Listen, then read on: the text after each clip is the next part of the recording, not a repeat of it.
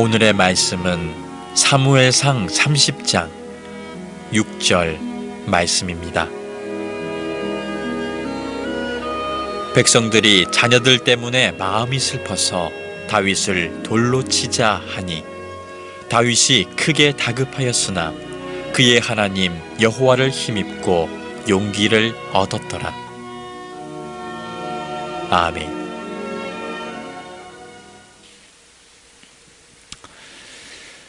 플루다르크라고 하는 영웅전 책이 있습니다. 이 책은 그리스와 로마의 인물들을 주로 다룬 아주 유명한 고전입니다. 여기에는 그 중세시대 또 그리스 로마의 위대한 영웅들에 대한 위인들이 다 소개가 되는데, 그 중에 한 꼭지에 알렉산더 대왕에 대한 일화가 소개가 됩니다. 알렉산더가 왕이 되었습니다. 아직 젊습니다. 그리고 대제국을 건설하기 전이었습니다. 그 당시 알렉산더는 그렇게 세계적으로 아직 유명해지기 전이었는데, 자기의 휘하의 부하가 보병이 3만 명, 기병이 4만 명이 있었다고 합니다. 그리고 대제국을 꿈꾸게 되죠. 그런데 어느 날 신하 가운데 한 사람이 알렉산더에게 이렇게 보고를 합니다. 왕이시여, 지금 국가 재정이 다 바닥이 났습니다. 그래서 실제로 군인들에게 줄 양식도 떨어졌고, 또 그의 가족들을 먹여 살릴 월급을 주는 것도 바닥이 났습니다. 어떻게 할까요? 그랬더니 알렉산더가 주저하지 말고 우리 왕실의 모든 재산을 다 팔아서라도 부하들에게 먹을 것을 주고 그의 가족들에게 생활비를 주어라. 농장, 항구, 우리의 그 황제들이 있는 이 왕실까지 다 팔아도 좋다, 이렇게 얘기를 합니다. 부하들이 그 군인들을 도와주기 위해서 다 재산을 처분합니다. 그리고 얼마 뒤에 심각하게 한 신하가 왕에게 또 질문합니다. 이제 왕께서 가진 재산은 아무것도 없습니다. 다 부하들을 위해 재산을 팔아서 헌납했으니 앞으로 무엇을 가지고 사시겠습니까? 라고 묻습니다. 그러자 알렉산더가 내게 아무것도 없다니 그게 무슨 말인가? 나에게는 아직도 내 마음에 희망이라는 재산이 있다네. 비록 내가 항구도 팔고 땅도 팔고 다 팔아서 보이는 재산은 없지만 내 마음속에는 대제국을 건설하는 희망이 아직도 내 마음에 있으니 이게 어떤 재산보다 큰 재산이 아니겠는가, 이런 얘기를 했다는 거예요.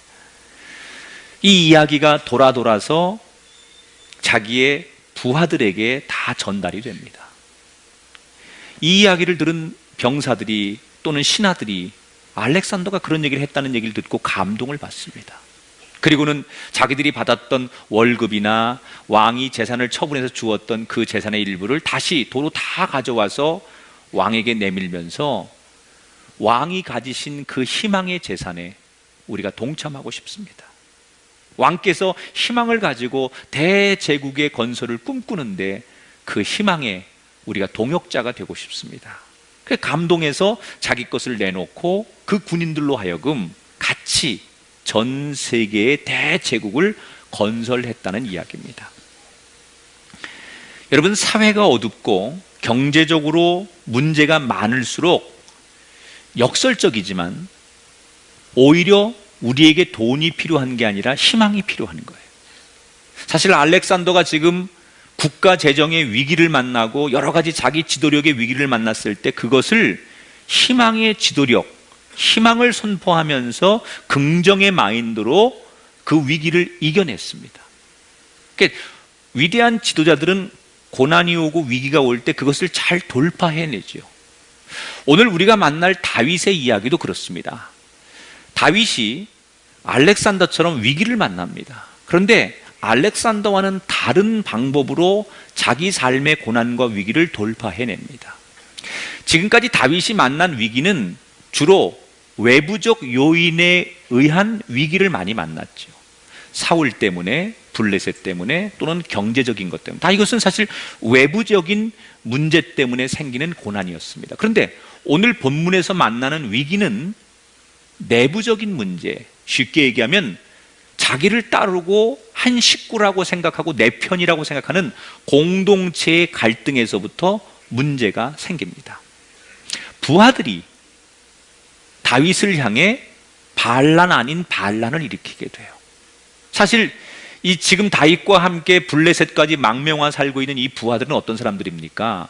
다윗이 사울을 피해서 광야 아둘람 동굴에 숨어 들어갔을 때 거기에 하나둘씩 모여서 생사고락을 같이 하며 많은 위험을 넘겼던, 또 전쟁에서 같이 피 흘리면서 정말 죽음의 고비를 수없이 넘겼던 형제보다 더 가까운, 뗄 수 없는 그런 아주 귀한 존재들이에요. 그런데 바로 이들 때문에 다윗이 아주 위급한 고난을 만나게 됩니다. 왜 다윗이 이들 때문에 어려움을 만나게 되느냐? 그 이야기의 시작은 이렇습니다. 다윗과 용사들이 어느 날 전쟁 때문에 집을 떠나서 자리를 비우게 됩니다. 그리고 전쟁을 마치고 돌아와 보니 자기들의 삶의 터전에 큰 문제가 생겼습니다. 자기들이 없는 사이에 아말렉 족속이 쳐들어와서 모든 재물과 가족들을 포로로 잡고 사라져 버렸습니다. 여러분, 아말렉 족속은 떠돌이 족속이에요. 도적대 같은 사람이에요. 그래서 일정한 근거를 두지 않고 여기저기 다니면서 약탈을 하는 민족이었는데, 이 아말렉족이 자기들이 없는 틈을 타서 와가지고 모든 재산을 훔치고 가족들을 노예로 끌고 가버렸어요. 포로로 끌고 가버렸어요. 그런데 사실 이 사건이 일어나기 직전에 다윗의 리더십에 적지 않은 부하들이 불만을 가지고 있었어요. 왜냐하면 많은 부하들이 다윗만 따라가고 다윗을 바라보면 미래가 보장받을 거라고 생각했어요. 그래서 다윗만 잘 바라보고 여기까지 쫓아왔는데, 자기들에게 돌아온 결론은 다윗이 사울 때문에 평생 도망자로 살다 보니까 그 다윗을 따라다니는 자기들도 평생 도망자가 되는 신세로 살 수밖에 없었어요. 그런데 결정적으로 다윗이 사울의 집요한 추격을 벗어나기 위해서 블레셋이라고 하는 이스라엘의 원수 나라에 망명을 가지 않습니까? 그러니까 자기들도 할 수 없이 다윗을 쫓아서 망명을 가게 되는 거예요. 그리고 어느 날 그 블레셋 왕이 하필이면 이스라엘과 전쟁을 하겠다고 다윗 일행들을 그 전쟁에 동원을 하니, 그 부하들이 가만 생각해 보니 다윗 하나 때문에 자기들은 조국을 등진 것도 억울한데, 다윗 때문에 목숨을 잃을 판이고, 다윗 때문에 자기 조국의 형제들과 전쟁을 치를 판이 된 거예요. 더군다나 그렇게 싫어했던 블레셋 왕의 명령이나 따르는 하찮은 존재가 되었다는 것에 대해서 많은 다윗의 부하들은 자존심이 상해 있었어요. 왜 다윗은 힘들어도 우리 조국에서 살지, 조국을 등지고 이 블레셋에 망명 와서 우리를 이렇게 조국과 전쟁을 하게 만드는가? 다윗이 자기 혼자 잘 살려고 우리를 배신하는 건 아닐까? 정말 다윗이 하나님이 기름 부어 세운 하나님의 사람이 맞는가? 이렇게 다윗의 본질적인 문제에 대해서 의문을 가지고 여기저기서 3, 4, 5 부하들이 모이면 다윗의 리더십에 대해서 불만을 제기하는 사람들이 늘어나기 시작했어요. 그런데 그런 불만이 팍 터져버린 사건이 자기들의 가족과 재산을 다 아말렉 족속에게 빼앗기고 포로로 끌려간 이 광경을 눈으로 목격한 이 다윗의 부하들이 눈이 뒤집혀진 거예요. 낯선 땅에 와서 사는 것도 서러운데 어느 날 가족들을 다 잃었어요. 그리고 재산을 다 잃었어요. 얼마나 이들이 좌절하고 분노했는지, 이 병사들의 마음이 어땠는지를 오늘 4절에 소개합니다. 뭐라고 소개합니까? 다윗과 그와 함께한 백성이 울 기력이 없을 정도로 소리를 높여 울었다. 여러분, 다 남자 군인들이에요. 병사들이 가족을 잃고 너무나 절망하니까 통곡하고 울고 그러다가 나중에는 울 기운이 없어서 혼절하고 쓰러지는 사람이 나올 정도로 이들이 너무너무 좌절하고 상심했다는 얘기예요. 그리고 그 분노와 울분을 누군가에게 쏟아내야 되는데 하필이면 그 모든 책임을 다윗에게 돌리며, 다윗 당신이 잘못해서 우리가 이런 어려움을 당했다고 그 부하들이 다윗을 향해서 원망과 불만을 쏟아내기 시작합니다. 6절에 볼게요. 백성들이 자녀 때문에 마음이 슬퍼서 다윗을 돌로 치자 하니 다윗이 크게 다급하게 되었다.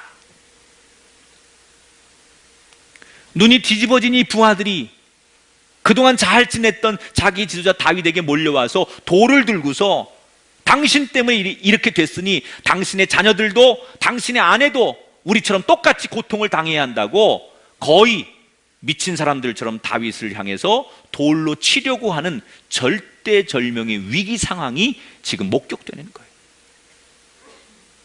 여러분, 병사들의 마음도 이해가 되지요. 그러나 거꾸로 다윗의 마음을 한번 생각해 보자고요. 다윗은 지금까지 부하들을 위해서 할 수 있는 일을 최선을 다했어요. 자기 혼자 사는 거라면 얼마든지 광야에서 숨어 살아도 사는데 지장이 없어요. 그런데 자기를 따라온 이 부하들과 그의 가족들의 행복과 미래를 열어주려고 때로는 블레셋에 와서 미친 척도 하고 블레셋에 망명을 해서 아기스 왕의 말을 들은 이유는 자기 혼자 잘 살자고 한 것이 아니라 그 많은 부하들의 안위를 위해서 자기가 선택한 거예요. 밤잠을 자지 못하고 어떻게 이들의 미래와 이들의 행복을 내가 줄 수 있을까 이렇게 고심하며 살았던 사람이 다윗이었어요. 그런데 그 마음도 몰라주고 그 은혜를 모르고 자기한테 이럴 수가 있는가? 다윗은 다윗대로 그 부하들의 행동에 심한 배신감과 좌절을 맛보게 됩니다. 여러분, 우리가 살면서 한두 번쯤은 이런 일을 겪지 않습니까? 내 마음도 모른 채, 내 마음은 내가 상대를 위해서 얼마나 진실하게, 얼마나 존귀하게 내가 최선을 다했는데 상대는 내 마음도 모른 채 자기의 생각으로 나를 평가할 때 그때 무너지는 배신감과 인간에 대한 속상함, 이것을 우린 다 경험하게 돼요. 절대절명의 위기를 만난 다윗, 어떻게 이 위기를 그는 극복해내는가? 자, 두 가지의 원칙을 다윗이 세우게 돼요. 위기를 극복하기 위해서 아주 분명한 두 가지의 기준을 다윗이 세우게 됩니다. 그 첫 번째 기준이 뭐냐? 따라합시다. 회복의 기준. 여러분, 회복이라는 단어를 기억하십시오. 오늘 6절을 다시 한번 읽어볼게요. 백성들이 자녀 때문에 마음이 슬퍼서 다윗을 돌로 치자 하니 다윗이 크게 다급하였으나, 그 뒤에 보면 뭐라고 나와요? 그의 하나님 여호와를 힘입고 용기를 얻었더라. 지금 상황은 너무나 급박한 상황인데 다윗이 그 절대절명의 위기의 상황에서 마음이 어떻다고요? 용기가 생기더라는 거예요. 어떻게 지금 이 배신의 상황, 죽음의 위협의 상황에서 다윗이 거기서 담대하게 용기가 생길 수 있었을까? 그것은 두 가지가 회복됐기 때문에 그래요. 첫째는 믿음이 회복된 거예요.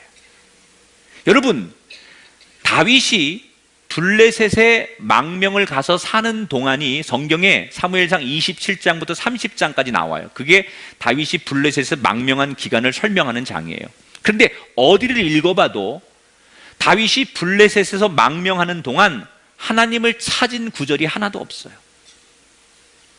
오히려 하나님을 찾아야 될 상황에서 다윗은 사람을 의지하는 장면만 많이 나와요. 27장 5절에 보면 바라건대 내가 당신께 은혜를 입었다면, 이런 말이 있어요. 이 말은 보통 하나님의 사람들이 하나님 앞에 기도할 때 쓰는 말이에요. 그런데 다윗이 이 말을 누구한테 하는 거예요? 블레셋 왕에게 하는 얘기예요. 내가 당신께 은혜를 입었다면, 이란 말을 하나님께 써야 하는 말을 왕에게 썼다는 거예요. 하나님 앞에 도움을 구해야 되는 상황인데 자기 눈앞에 보이는 절대 권력자, 힘 있는 왕을 의지하면서 사람에게 도움을 구할지언정 하나님 앞에 도움을 구하는 장면이 27장에서 30장에는 하나도 나오지 않아요. 그러니까 다윗의 삶에 지금 하나님의 자리가 없어져 버렸습니다. 모든 일을 사람에게 의지하고 사람만 바라보는 거예요. 왜? 자기 조국의 사울 왕도 자기를 인정하지 않는데 남의 나라 왕이 자기를 인정해 주니 그 왕에게 모든 것을 다해서 바라보고 그 왕을 의지하는 것은 인간적으로 당연한 거예요. 그런데 사람만 의지하다 보니 어느 날 위기가 찾아오는 거예요. 그때 다윗이 깨달은 게 뭐예요? 지금 어느 누구도 어떤 사람도 내가 바라보고 내가 의지하는 어떤 사람도 이 위기에서 나를 건져줄 수 없다는 걸 다윗이 깨닫게 돼요. 그래서 6절 끝에 뭐라고 나와요? 그는 하나님 여호와를 힘입고 용기를 얻게 되었다. 절대절명의 위기 속에서 그가 생각해낸 게 뭐예요? 마지막 그 벼랑 끝에서 그가 생각해낸 게 뭐예요? 누구를 만나면 되지? 누구한테 도움을 청하면 되지? 이런 생각한 게 아니고 여호와 하나님, 야훼 하나님을 그가 생각하는 거예요. 이걸 우리는 믿음이라고 해요. 어려울 때 하나님을 떠올리고 힘들 때 하나님을 생각하고 괴로울 때 하나님을 바라보는 걸 믿음이라고 하는 거예요. 다시 말하면 다윗이 지금 믿음이 회복된 거예요. 그 위기 속에, 그 아픔 속에, 고난 속에 다윗이 사람을 바라보지 않고 자기의 믿음이 회복된 거예요. 블레셋에서 사람을 의지하던 그의 인생이 하나님을 의지하고 돌아선 거예요. 그때 그 마음에 용기가 생기더라는 거예요. 여러분 지금 두려운 일을 만나셨습니까? 여러분의 가정과 여러분의 삶의 미래에 대해서 어려운 일 때문에 지금 힘든 일들을 가지고 여러분이 고민하고 계십니까? 여러분 마음에 진정한 평화가 임하고 확신이 있길 원하신다면 믿음이 회복될 때, 하나님을 기억할 때 여러분 마음에 담대함이 생기고 여러분의 입술에 고백이 담대해질 줄 믿습니다. 두 번째로 이 다윗이 기도가 회복됐어요. 8절을 보니까 다윗이 여호와께 묻자와 이르되, 너무 오랫동안 기도를 잃어버리고 기도하지 않았던 이 다윗이 다시 하나님께로 돌아와서 제일 먼저 뭘 한 거예요? 하나님 앞에 기도하기 시작했어요. 여러분 기도가 뭡니까? 기도는 하나님과 통하는 거예요. 막혔던 관계 속에서 다시 통하는 관계가 바로 기도예요. 우리가 인생의 문제가 막혔을 때, 우리 삶의 미래가 막혔을 때, 경제적인 문이 막혔을 때, 건강의 문이 막혔을 때, 자녀들의 진로의 문제가 막혔을 때, 그때는 우리 모두 다른 방법 말고 하나님 앞에 즉시 기도해야 됩니다. 기도하는 그 순간 막혔던 그 문이 통하게 되는 줄 믿으시기 바랍니다. 막힌 문제를 가지고 다윗이 드디어 기도하기 시작했어요. 그랬더니 하나님께서 놀랍게도 기도하는 다윗에게 그 자리에서 응답을 하시는데 8절에 뭐라고 응답하세요? 여호와께서 그에게 대답하시되 그를 쫓아가라. 내가 반드시 따라잡고 도로 찾게 해 줄 것이다. 모든 재산을 다 뺏기고 가족들이 노예로 끌려갔는데 이 아말렉 족속이 어디로 갔는지 짐작조차 할 수 없는 이 상황에, 그래서 포기하고 낙심하는 그 순간에 다윗이 마지막으로 하나님 앞에 기도했더니 하나님께서 뭐라고 해요? 가라, 쫓아가라. 내가 도로 되찾게 해줄 것이다. 지금 다윗이 만난 이 위기 속에 그가 믿음이 회복되고 기도가 회복되자 모든 걸 잃어버린 다윗의 마음에 용기가 생기고 배신 때문에 모든 걸 포기하고 싶었던 마음속에 희망이 솟기 시작했다는 거예요. 여러분, 우리도 마찬가지예요. 절대절명의 위기를 만났다면 우리가 할 일은 믿음을 회복해야 돼요. 여러분 올 한 해 여러분이 많은 것을 잃었습니까? 믿음의 자리로 돌아오셔야 합니다. 여러분이 있어야 할 기도의 자리의 분량을 채우셔야 합니다. 믿음이 회복되고 기도가 회복될 때 여러분의 가정에, 여러분의 사업에, 여러분의 자녀에, 여러분의 미래에 회복의 축복이 일어날 줄 믿습니다. 다윗은 어떤 인간을 의지하고 인간적인 방법으로 이 위기를 돌파한 게 아니에요. 잃었던 믿음, 떠나갔던 기도를 다시 되찾을 때 다윗에게 진정한 회복의 역사가 일어나기를 시작했어요. 올 한 해가 가기 전 저와 여러분 믿음의 자리로 다시 설 수 있길 바라고, 우리가 정말 기도하던 사람인데, 기도해야 하는 사람인데 바쁘다는 이유로 세상 욕심 때문에, 내 세상의 생각 때문에 기도의 자리에 머물지 못했다면 다시 이 한 해가 가기 전 기도의 자리에 서셔서 기도로 이 모든 문제를 회복하는 우리 모두가 되기를 주의 이름으로 축원합니다. 성난 이 부하들의 마음을 달래고, 하나님께서 우리에게 기회를 주신다니 그 돌 내려놓고 나와 함께 우리끼리 싸우지 말고 적들을 찾으러 가자, 이렇게 부하들의 마음을 간신히 달래서 추스려서 부하들과 함께 그 아말렉 족속들이 어디로 갔는지 실마리를 찾기 위해서 추적을 시작합니다. 그런데 몇 날 며칠을 추적해도 도대체 이 아말렉 족속이 어디로 갔는지, 이 사막 한가운데서 그들의 존재를 찾을 길이 없는 거예요.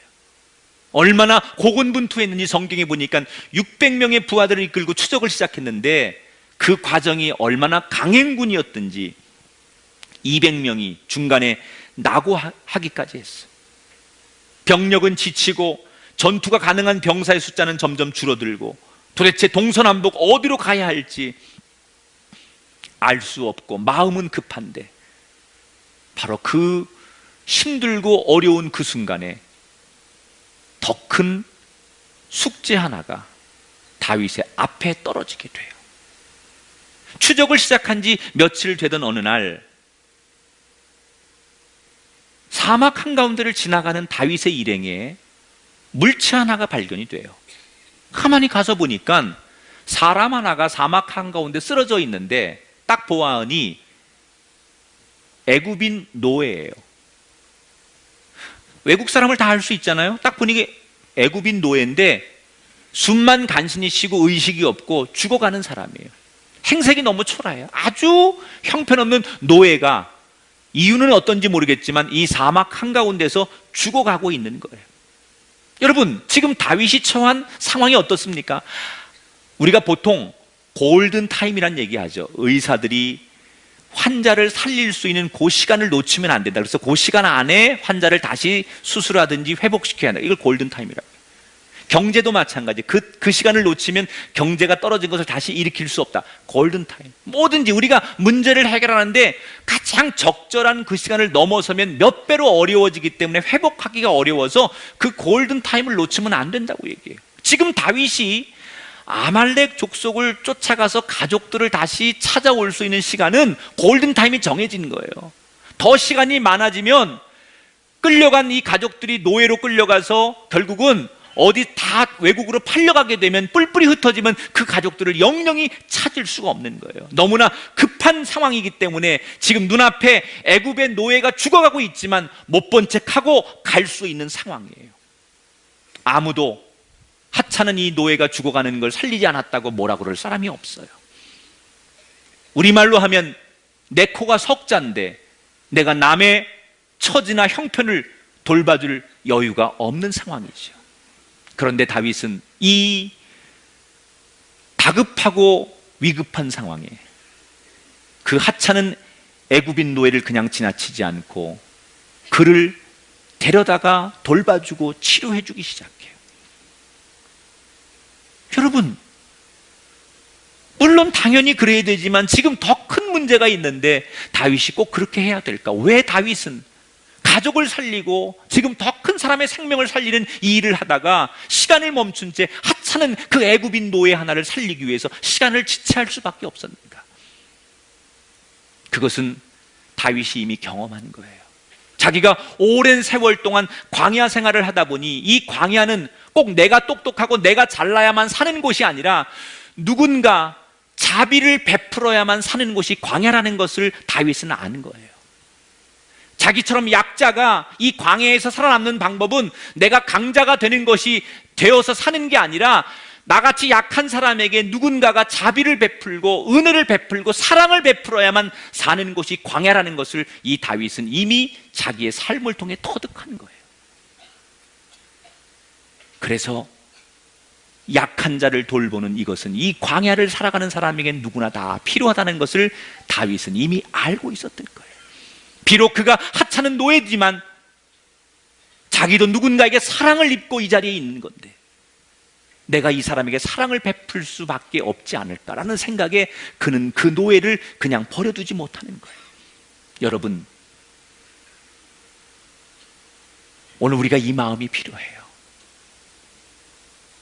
제가 며칠 전 우연히 백화점을 갔는데 눈이 휘둥그레졌어요. 오랜만에 백화점을 갔는데 세상에 1년이 다르게 백화점의 물건들이 내가 1년 전 간 백화점을 하고는 비교가 안 될 정도로 물건이 더 좋아지고 더 많아지고 더 풍요로워졌어요. 내가 그때 느낀 게 뭐냐면 지금 우리가 살아가는 이 시대는 2조 500년 어느 왕도 누려보지 못한 최고의 호사를 누려보고 있다, 우리나라 사람들이. 여러분, 옛날 왕보다 여러분이 훨씬 낫습니다. 내가 차를 타고 다니면서 늘 생각하는 건, 야, 내가 2조 시대 500년에 어떤 왕보다 낫지. 기껏해 왕이 말 타고 다녔지만 나는 차 타고 다니잖아. 여러분, 아무리 왕이 호사를 누려도 우리처럼 지금 이렇게 좋은 옷 입고 편안하게 못 살아요. 우리는 왕보다 나은 최고의 행복한 시대를 살고 있는 거예요. 그런데 문제는 사람들이 이렇게 행복한 것을 느끼지 못한다는 거예요. 왜? 상대적 박탈감 때문에. 여러분, 파레토의 법칙이라는 얘기 들어보셨죠? 20대 80의 법칙.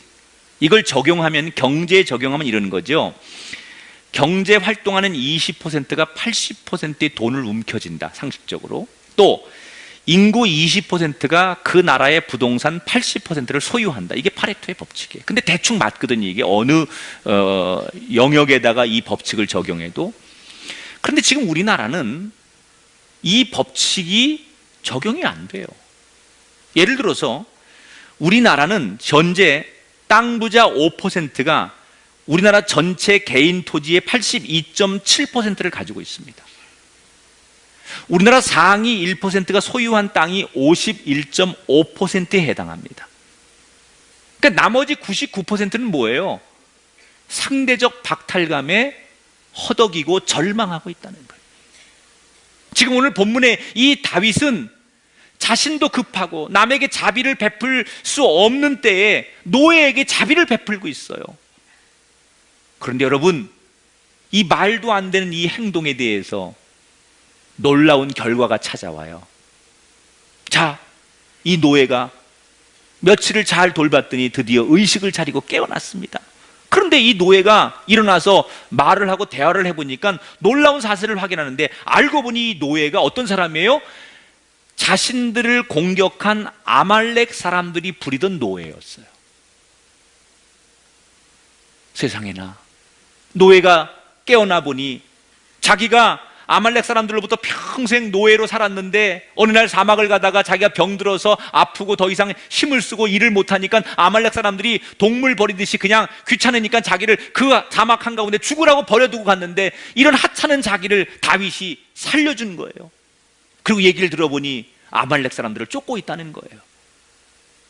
이 아말렉 사람들의 노예로 살았던 이 노예가 아말렉 사람들이 지금 어디로 가는지, 대충 어디에 있을지 아말렉 사람과 함께 살았기 때문에 그 위치를 정확히 알고 있어서 다윗에게 이 정보를 줍니다.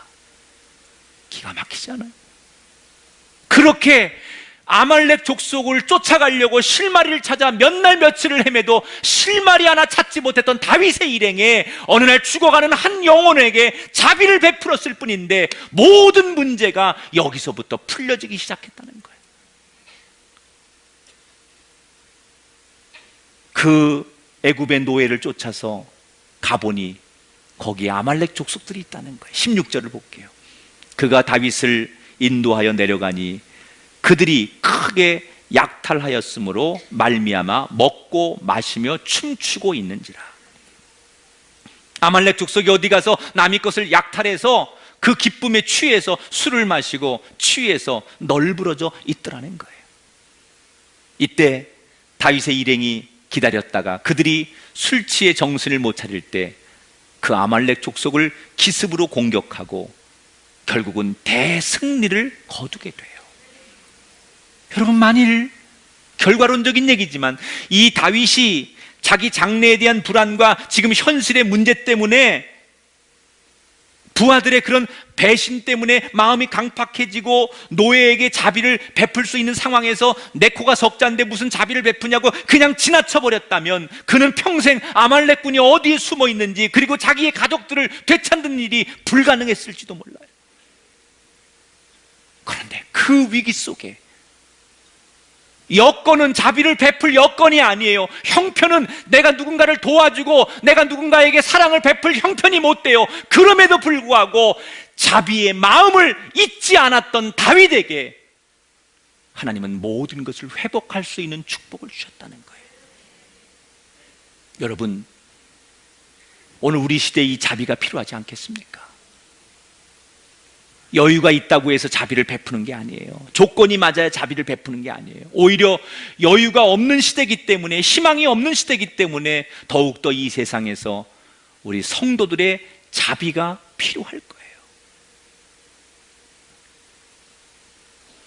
인간의 방법으로 하지 말고 하나님의 방법으로 모든 사람과 문제를 바라보시길 축복합니다. 다윗이 인간적인 방법으로 문제를 해결했다면 절대 문제는 해결 안 됐을 거예요. 하나님의 마음으로, 인내하신 마음. 하나님의 마음이 인내하신 마음 아니에요? 인내하신 구세주여 내 말 들으사 죄인호라 하실 때에 날 부르소서. 인내하신 구세주. 그 마음, 내가 하나님 앞에 그 사랑의 마음으로 빚을 지고 그 마음을 받았으니 나도 형편이 안 되고 여건이 안 되더라도 그런 마음으로 사랑을 베풀 때 그 하나님의 광명의 축복이 우리 삶에 비춰진다는 사실을 잊지 마시기를 축원합니다. 말씀의 결론을 맺겠습니다. 누구나 다 삶에 고난이 찾아옵니다. 하지만 그 고난에 대처하고 행동하는 방법은 다 같을 수 없습니다. 패배와 배신이 찾아왔지만 다윗은 그때 하나님께로 돌아왔습니다. 그리고 가장 기본적인 자기의 믿음을 회복하고 기도를 회복하는 순간 하나님께서 그에게 말씀해 주시고 길을 보여주시는 기적이 시작됐어요. 여러분, 하나님께서 그에게 어떤 축복을 주시는지 마지막으로 성경을 한번 볼게요. 18절부터 20절까지 같이 한번 읽어보겠습니다. 다윗이 빼앗겼던 것은 크고 작은 것을 막론하고 아무것도 잃은 것이 없이 모두 다윗이 도로 찾아왔고 또 양떼와 소떼를 다 되찾았더니 무리가 그 가축들을 앞에 몰고 가며 이르되 이는 다윗의 전리품이라 하였더라. 할렐루야. 모든 것을 다 되찾았어요. 가족, 재산을 다 되찾았어요. 뿐만 아니라 하나님께서 되찾은 것뿐만 아니라 다윗을 높여주셨어요. 며칠 전까지만 해도 이 모든 불행의 원인이 다윗 때문이라고 그를 돌로 쳐 죽이려고 했던 이 부하들이 이제는 역전됐습니다. 상황이 바뀌었습니다. 그 모든 걸 다 되찾은 것은 물론이고 그 아말렉 족속이 가지고 있던 재산과 가축들을 다 빼앗아 가지고 오면서 그 솥대들을 몰고 오면서 그 부하들이 뭐라고 노래해요? 이 모든 게 다윗의 덕분이며 이 다윗의 준 다윗 때문에 얻은 전리품이다. 그리고 다윗을 높이기 시작했어요. 그의 명예가 땅에 떨어졌었는데, 그의 명성이 땅에 떨어졌었는데, 그의 지도력이 땅에 떨어졌었는데, 땅에 떨어졌던 그의 명예와 명성을 하나님께서 높여주시는데 하늘 높이 모든 것을 다 회복시키시고 높여주셨다는 거예요. 여러분 인생이 땅에 떨어졌습니까? 여러분의 꿈이 땅에 떨어지고 짓밟혀 주셨습니까? 여러분의 청춘과 여러분의 가정이 땅에 떨어지셨습니까? 하나님이 높여주시길 축복합니다. 하나님이 회복시켜 주시길 축복합니다. 다윗은 하나님이 높여주신 거예요. 이 은혜가 오늘 이 말씀을 듣는 여러분들에게, 여러분의 가정에게 임하기를 주의 이름으로 축원합니다. 우리 가운데 고난이 닥쳐올 때, 패배가 찾아올 때 다윗처럼 일어나서 하나님 관계를 회복하시고 모든 것을 되찾는 것을 넘어서서 알파 플러스 전리품까지 얻어지는 은혜, 그게 하나님의 축복이에요. 여러분 모두에게 이 기적과 같은 축복이 금년 한 해 얼마 남지 않았지만 반드시 경험되어지게 되시기를 성부와 성자와 성령의 이름으로 축원합니다.